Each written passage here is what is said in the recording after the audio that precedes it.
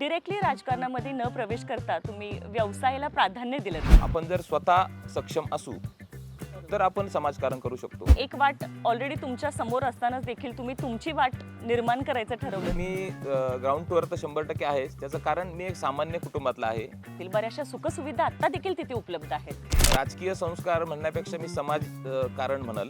त्याचं कारण माझ्या कुटुंबात नेहमी समाजकारणाला प्राधान्य दिलं गेलं. सध्याच्या राजकीय परिस्थितीमध्ये आपण जर बघितलात तर युवक हा भरकटलेला दिसतो. मला वाटतं लहान मुलं किंवा आताची जी तरुण पिढी आहे हे भारताचं उज्ज्वल भविष्य आहे आणि त्यांच्या विकासावरती तुमचा जर भर असेल तर निश्चितपणाने तुमच्या या उपक्रमाला माझ्या खूप साऱ्या शुभेच्छा आहेतच. तर तो तुमच्यासाठी एक कायमस्वरूपीचा एक पॉझिटिव्ह बदल तुम्ही त्यांच्या जीवनात घडू शकता. पण संपूर्ण महाराष्ट्राला संगमनेर अपग्रेड झालेलं जे अपग्रेडेड व्हर्जन आहे ते देखील निश्चितपणाने बघायला आवडेल. कुठलीही गोष्ट करत असताना व्यवसाय असू द्या, राजकारण असू द्या, समाजकारण असू द्या, आपला हेतू स्पष्ट असावा लागतो आणि आपली ती गोष्ट करण्याची इच्छाशक्ती आपल्यामध्ये असावी लागते.